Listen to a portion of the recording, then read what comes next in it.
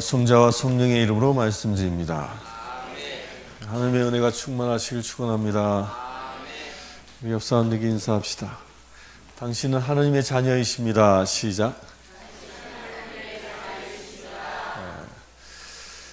하나님의 자녀 되시길 축원합니다. 하나님의 자녀답게 사시길 축원합니다. 여러분들은 하나님의 자녀 되겠다라는 것은 하나님이 나의 누구 되신 거예요? 나의 아버지 되셨다. 아버지. 그 아버지의 영광이 여러분들과 충만하시길 축원합니다.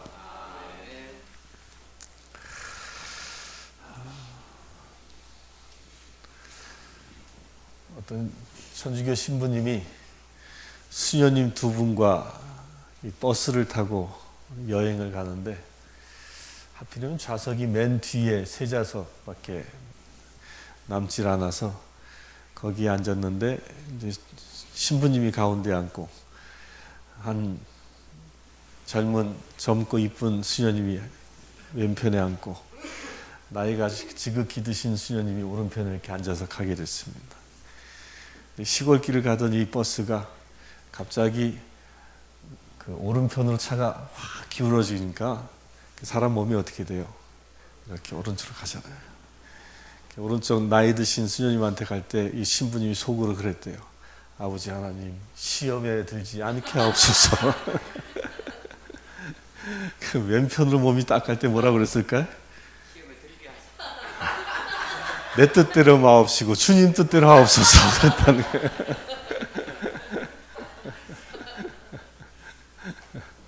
다 자기 마음대로 살아갑니다.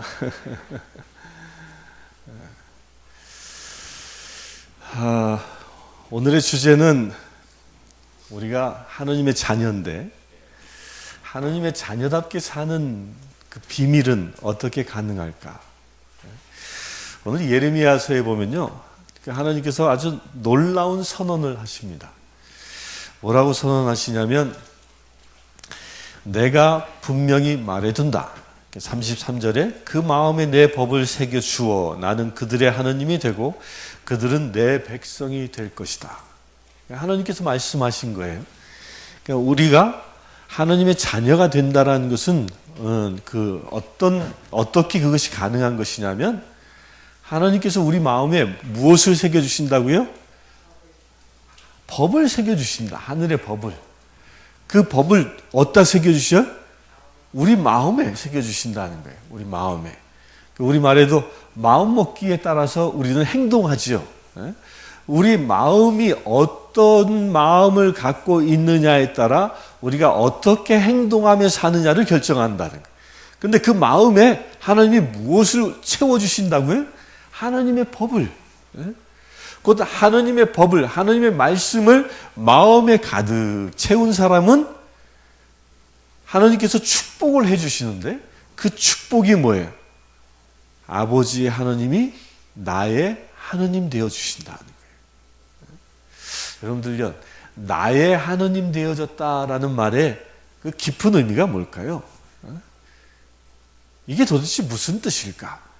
나의 삶과 무슨 관계가 있는 말일까? 하나님이 나의 하나님 되어졌다. 야훼 그분이 나의 하나님 되어졌다. 이 말은 얼핏 보면요, 이렇게 쉽게 마음에 와닿지 않아요. 근데 이 말을 조금 바꾸면 이렇게도 표현할 수 있어요.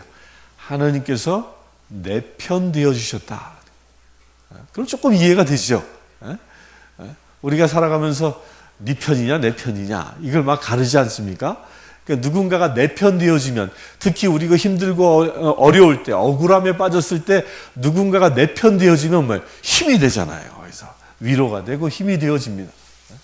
그렇게 하나님이 내 편 되어주셨다라는 거예요. 하나님은 철저히 누구 편? 내 편 되어주셨다. 그 내 편 되어주시는 그 조건이 뭐예요? 하나님의 법을 마음에 새긴 자라는 거예요. 하나님의 법을 마음에 새겨서 하나님의 법에 의하여 살아가는 사람은 철저히 하나님은 누구 편? 하나님은 누구 편? 내 편 되신다. 하나님은 내 편 되어주시고 나는 무엇이 되어졌다고 고백해요? 나는 하나님의 백성이 되어졌다는 거예요. 우리 사랑하는 성도님들, 하나님은 여러분들의 편이십니다. 하나님이 여러분들의 편 들어주십니다. 하나님이 여러분들을 사랑하시고 여러분들이 어디에 있든지 여러분들은 하나님의 편 되어졌음을 주의 이름으로 믿으시길 축원합니다. 그렇게 우리가 하나님의 말씀을 내 마음에 새기고 하나님이 내 편 되어질 수 있는 비밀을 예수님이 그 비밀을 풀어주셨습니다. 그 비밀을. 어떻게 그게 가능한가? 이스라엘 백성들은요, 예수님이 오시기 전까지는 하나님이 그들의 마음에 하나님의 법을 새겨준다라고 수없이 말씀하셨고, 수없이 선포하셨고, 수없이 그 말씀을 행하셨지만, 이스라엘 백성들은 어떻게 살았습니까? 그들은 자기 마음대로 살았어요. 자기 마음대로. 그들이 조금 편안하면 하나님 앞에 하나님을 찬양하는 듯 하다가 조금 힘들면 하나님을 원망하기도 하고 또 너무 편안해져 버리면 타락해버리고 자기 마음대로 살아서 자기 마음대로. 하나님께서 법을 아무리 주려 하셔도 예언자를 통하여 말씀을 선포하셔도 그 법을 거절했습니다. 오늘 특별히 예레미야서는요. 이 예레미야는 이 비애의 선지자라 그래요. 나이가 어려서 하나님께 택함 받아서 일생 동안 하나님의 말씀을 선포하였지만 세상 사람들은 이 예레미야를 어떻게 핍박했어요. 엄청난 핍박을 했어요. 왜 핍박했습니까? 하나님의 말씀을 선포한다는 이유로.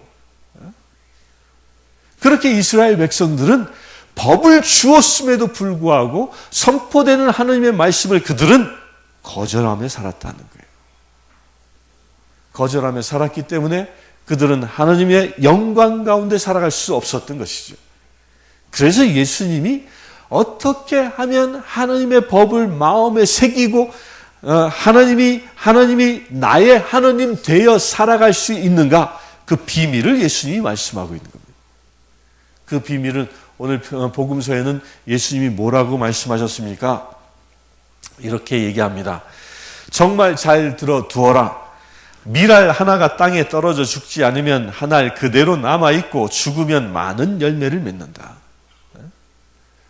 우리가 진정 하나님의 백성으로 하나님이 나의 하나님 되어질 수 있는 비밀, 하나님의 법을 온전히 내 마음에 새기며 살아갈 수 있는 그 비밀은 밀알이 땅에 떨어져 죽어 많은 열매를 맺는 이치와 같다는 겁니다. 밀알이 땅에 떨어진다. 땅에 떨어져 심겨지는 것이죠. 이 땅에 떨어져 밀알이 땅에 떨어져 심겨지는 이 과정을 왜 예수님이 하나님의 법을 마음에 새기는 거와 견주어서 얘기했겠느냐? 그 비밀이요. 우리가 죽는 데 있다는 거예요. 죽는 데. 우리는 살아가면서 내 마음대로 살려고 합니다. 그렇지 않습니까? 그 내 마음대로 살아가려고 하는 나의 그 욕심을 어떻게 해라? 죽여야 한다는 거예요. 그 죽이는 건 어떻게 가능한 것이냐면 땅에 묻혀야 한다는 거예요. 한 알의 밀알이 땅에 떨어져 묻혀졌을 때, 땅에 떨어져 온전히 묻혀졌을 때, 그랬을 때 거기서 싹이 돋는 것처럼 나라는 자아가 세상에 드러나는 게 아니라 나라는 자아가 하나님의 말씀 그 마음 가운데 깊게 묻혀지는 자 되어져야 한다는 거예요. 여기서 땅이 그거죠. 땅이 뭐예요? 이 땅이 내가 밀알이라면 그 땅이 뭐예요? 땅은 하나님의 말씀이에요. 그 말씀 속에 내가 깊게 묻혀질 수 있어야 한다는 거예요. 말씀이 나를 덮고 덮어야 한다는 거죠. 그리고 덮어서 세상의 모든 빛들이 차단될 수 있어야 한다는 거예요. 온전히 하나님 가운데에만 들어갈 수 있는. 여러분들 지성소라고 있죠. 성전에 옛날 성전에 지성소가 있는데 성전에는 이 성소에는요 촛불이 있어요. 촛불이 그 금촛대로 해가지고 촛불을 밝혀놨어요. 그런데 그 성소 뒤에 휘장을 치워놓은 그 안에는 창문도 없고 빛도 없습니다. 캄캄한 어둠밖에 없는 것이. 그 캄캄한 어둠밖에 없는 그곳에 대제사장이 때가 되면 그곳에 들어갑니다. 그곳에 들어가서 하나님의 말씀을 받습니다. 그때 어떻게 들어간다고 그랬어요?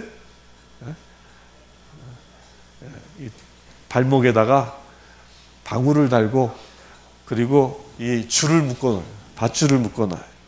그 이제 대제사장이 정결한 자, 정결 예식을 치르고 죄가 없을 때 들어가야 되거든요. 죄가 있게 들어가면 어떻게 돼? 죽음을 당하는 거예요. 그 정결한 자로 이 지성소에 들어갑니다. 그 지성소에 들어가서 하나님을 만나고 하나님의 말씀을 받는데 그 어떻게 자기가 살아있다는 표시를 이렇게 걸어가는 거예요. 그 어둠 속에서. 그럼 밖에서 성소에서 대기한 사람들이 딸랑딸랑 소리를 들으면 살아있네. 하나님의 말씀을 받고 있네. 그렇게 알고 있는 거예요. 그런데 방울 소리가 멎으면 어떻게 해? 어이구 죽었구나 이거. 밧줄로 끌어내는 거예요. 이렇게 끌어내는 거예요. 하나님의 말씀에 들어가는 그 자리가 어떤 자리라고요? 캄캄한 어둠과 같은 것이라는 거예요. 캄캄한 어두움 가운데 누구만 바라볼 수 있어야 돼? 하나님만을 바라보는. 이게 지성소에 들어가 하나님의 말씀을 받고 지성소에 들어가 정결한 자로 하나님의 말씀을 세상을 선포할 수 있는 능력의 자로 거듭날 수 있는 비밀이라는 거예요. 이게 하늘의 미랄이 시키는 것과 똑같다는 거예요. 우리가 내가 미랄되어 썩는 비밀이 뭐냐? 오직 하나님만 바라볼 수 있고 하나님만 의지하는 믿음의 고백 가운데 깊게 들어가네요. 말씀 속에서. 그렇게 깊게 들어가 이 미랄이 어떻게 알아? 썩는다. 이 미랄이 썩는다라는 건 무엇을 의미해요? 나의 생각, 나의 주관 그 모든 것을 내려놓는 것을 이야기해요. 여러분들 우리가 살아가면서 힘든 것 중에 하나가 상처받는 거잖아요. 이 상처는 누구로부터 받아요? 우리의 형제자매들로 받잖아요. 이 상처는요, 이 상처받는 이 공식이 아주 신기해. 내가 가까운 사람일수록 상처의 이 크기가 커져갑니다. 그렇죠? 똑같은 말을 들어도 내가 믿고 내가 사랑하고 나의 모든 것을 바친 사람일수록 그 상처가 커지는 거예요. 그런데 왜 그 상처가 생깁니까? 왜 상처를 받겠습니까? 상처를 받는다는 것은요, 엄밀히 얘기하면 내가 죽지 않은 것이. 내가 살아있기 때문에 상처받는 거예요. 살아있는 자는요, 어떤 자극을 주면 어떻게 해요? 자극을 주면 반응하는 거예요. 그렇지 않습니까? 제가 우리 클라라님 이렇게 꼬집어봐. 어떻게 반응하겠어요? 아파요! 그냥. 반응하는 거예요. 세면 셀수록 반응하는 거예요. 그런데 클라라님이 임종했어. 지금 입관이식을 치르고 있어요. 클라라님 올 거 아니에요? 지금 돌아가신 게 아니라. 그렇게 죽은 사람은요, 꼬집기는커녕 칼로 찔러도 반응하지 않아요. 왜? 죽었기 때문에. 우리가 말씀 속에서 들어간다는 건 바로 이와 같은 거예요. 나의 모든 자아를 내려놓는 것이죠. 나의 모든 자아를 내려놓는 것. 이게 말씀 속에 들어가는 것입니다. 그럼 자아를 내려놓는다는 게 무엇일까요? 자아를 내려놓는 첫 번째는요, 유혹으로부터 벗어날 수 있어야 하는 거예요. 유혹을 과감하게 떨칠 수 있는 자. 사단이 우리에게 다가오는, 우리를 점령하기 위해서 다가오는 첫 번째 단계가 뭐예요? 유혹하는 거거든요.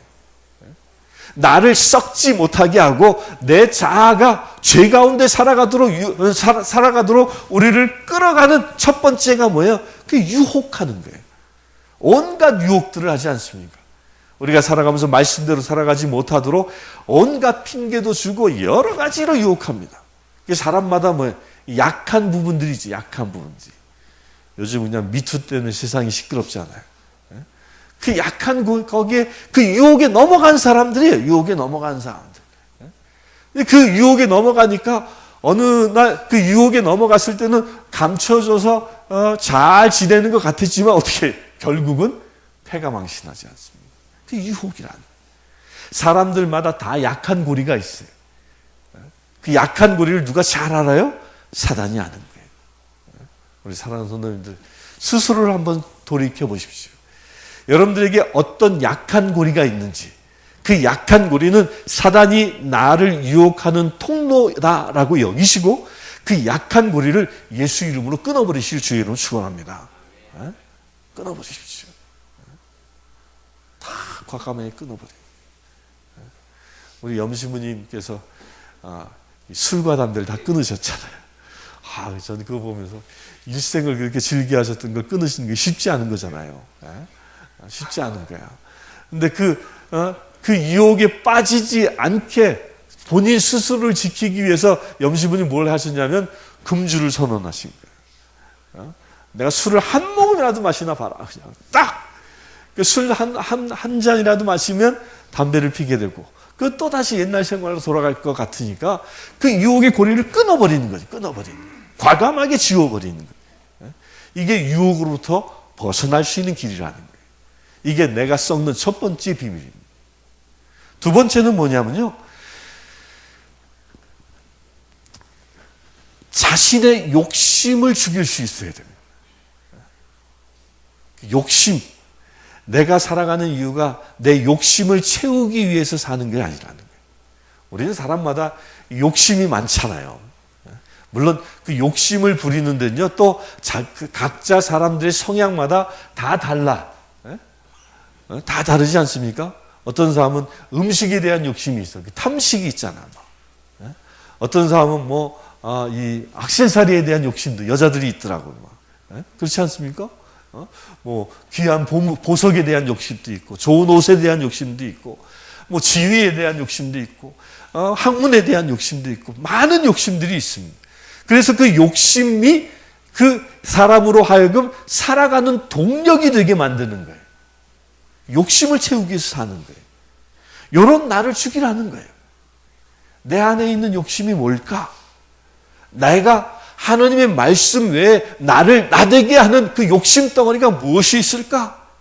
한번 그것을 이 사순절 기간 동안에 살펴보는 것입니다. 하나님께서 내 마음에 하나님의 말씀의 법을 새겨주시고 그것이 내 삶의 동력 되기를 원하시는데, 그 하나님의 말씀보다 우선시하는 내 안에 있는 욕심이 무엇이 있나? 그게 물욕입니까? 그게 성취욕입니까? 그게 성욕입니까? 그게 명예욕입니까? 이런 것들이 있다면 이 사순절 기간 동안에 예수 그리스도의 이름으로 그 모든 것을 죽여버리시길 축원합니다. 이게 죽어야 하는 거예요. 죽어야. 그래야 욕심에 의하여 사는 자가 아니라 하나님의 말씀에 의하여 살아가는 자 되어져야 하는 것이죠. 아멘. 세 번째로요, 우리가 과감하게 물리쳐야 할 게 뭐냐면 사탄의 공격입니다. 우리가 유혹도 떨쳐냈습니다. 욕심도 죽였습니다. 그럼 사탄이 우리를 가만둘까요? 그래, 나 이제 욕심에 끌려 살지 않아. 하나님의 말씀에 의해 살아가. 라고 해서 사탄이 우리를 자유하게 놔둘까? 절대 그렇지 않습니다. 우리가 욕심으로부터 완전히 자유해지면요, 사탄은 우리를 더 극성맞게 공격하려고 합니다. 영적 전쟁이라 얘기하는 거예요. 세 번째 단계가 옵니다. 그 영적으로 사탄이 심각하게 우리를 공격합니다. 그래서 많은 사람들이 욕심을 버리고 유혹을 물리쳐 승리하는 삶을 살아가는 것 같은데, 어느 날 보면 사탄의 공격 때문에 힘들어하는 경우가 많아요. 대부분의 사람들이 이 단계에서 거꾸로지. 사탄의 공격을 받아서 내가 너무너무 힘들어질 때 우리 사람들은 되게 무슨 얘기를 하냐면, 하나님 해도 너무 하시네. 내가 이렇게 당신 앞에 헌신했는데 나를 이렇게 놔두시는 겁니까? 하며 사탄의 공격 앞에 두려워하는 모습을 보일 수 있다는 겁니다. 예수님이 40일 동안 광야에서 금식하셨을 때 사탄이 어떻게 했습니까? 유혹하고 사탄이 공격하는 것이죠. 똑같은 겁니다. 그러나 우리에게는요, 사단이 아무리 거세게 우리를 공격한다 할지라도 내 편이 하나님 되셨다라는 믿음이 있다면 그 사단의 공격으로부터 승리할 수 있는 것입니다. 그래서 사단이 우리를 공격할 때, 그럴 때 우리가 진정으로 필요한 게 무엇이냐? 그게 바로 믿음의 고백입니다. 사단의 공격으로부터 승리할 수 있는 것은, 아무리 사단이 나를 힘들게 하여도 주께서 나를 통하여 승리하셨다라는 이 믿음의 고백, 이 믿음의 고백이 우리로부터 내 마음 깊숙한 곳에부터 터져 올라오는 자, 이런 자가 진정 하늘의 미랄이 되어 땅에 썩는 자의 모습인 것이요. 사단의 공격을 두려워하지 마시길 축원합니다. 사단은 이미 예수 그리스도의 십자가상에서 자기의 권세를 잃어버린 자입니다. 잃어버린 자예요. 이미 누가 승리하셨어요? 나와 함께 하시는 예수께서 승리하신 것입니다. 그 승리하셨다는 그 믿음으로 살아가시길 축원합니다. 그렇게 우리가 하늘의 미랄로 썩을 때, 그럴 때 우리는 전혀 다른 모습으로 우리가 거듭나게 되어집니다. 여러분들, 미랄이 땅에 심겨졌을 때의 모습은 아주 작은 씨앗에 불과했습니다. 그런데 그 작은 씨앗이 땅에 심겨져 적당한 온도와 적당한 수분을 만나니까 거기서 어떻게 돼요? 싹이 돋지요. 싹이 돋은 다음에 그 미랄을, 그 싹을 캐보면 어떻습니까? 예전에 심겨졌던 미랄의 모습은 전혀 찾아볼 수 없습니다. 땅 속엔 뿌리를 내리고 있고 땅 위로는 줄기를 솟고 있습니다. 전혀 다른 모습이지 않습니까? 내가 심었던 미랄의 모습은 단 한 군데도 찾아볼 수 없는 전혀 새로운 모습으로 변화되어진다는 것이, 이게 거듭난 자의 모습인 것입니다. 하늘의 미랄로 있을 때에는 그냥 작은 미랄의 모습에 불과했지만, 그가 썩어 싹을 틔울 때에는 생기가 넘치고 세상에 희망되어지는 녹색빛으로 차오르기 시작하는 것이죠. 그리하여 그곳에서 많은 사람들을 먹여 살릴 수 있는 넉넉한 열매가 맺게 되어지는 것입니다. 이게 하늘의 미랄의 법칙인 것이죠. 우리 사랑하는 성도님들, 주님은 나 하나가 세상을 살다가, 나 하나가 나의 욕심을 채우며 살다가, 나 하나가 나의 만족을 위해서 살다가 세상을 끝내라고 세상에 나를 보내신 것이 아닙니다. 미랄 하나로 그대로 존재하기 위해서 세상에 나를 보내신 것이 아니라는 것이죠. 주님은 내가 땅에 썩어 새로운 싹을 돋고 수많은 더 많은 열매를 맺어 더 많은 사람들에게 풍요를 줄 수 있는 자로 나를 보내신 것입니다. 그것을 믿으시길 바랍니다. 따라서 우리는요, 나를 위해서 살아가는 존재가 아니라 세상의 풍요로움을 위해서, 세상의 구원을 위하여, 세상을 하느님 나라 되게 하기 위하여 택함받은 자라는 것입니다. 이것을 믿으십시오. 이 믿음이 있는 자는 내가 어느 곳에 있든지, 이 믿음이 있는 자의 가정에는 늘 풍성한 새싹의 기운이 넘쳐날 것이고, 이 믿음이 있는 자가 일하는 일터에는 이 봄날의 따뜻한 기운과 더불어 새싹의 아름다움이 그곳에 함께할 것이고, 그래 생기 넘치는 직장이 되어질 것입니다. 이 믿음이 있는 자가 머무는 공동체는 생기 발랄한 에너지가 넘치는 공동체가 되어질 것입니다. 우리 사랑하는 성도님들, 이 믿음의 시작은 누구로부터 시작되어진다고요? 바로 나로부터 시작되어집니다. 내가 하늘의 미랄되어 말씀 가운데 썩어 새싹을 틔울 때 여러분들의 가정과 여러분들이 머무는 모든 처소는 참으로 봄 향기 가득하고 생기가 넘치는 거룩한 곳 되어질 줄 믿습니다. 성부와 성자와 성령의 이름으로 말씀드렸습니다. 기도하겠습니다. 주 아버지 하나님 감사합니다. 주님께서는 우리를 홀로 두지 아니하시고 우리를 하나의 미랄로 삼으셔서 이 세상에 심어 주셨습니다.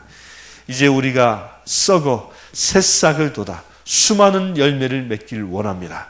주님, 여기에 함께한 모든 심령들 주님의 은혜로 부어 주시옵소서.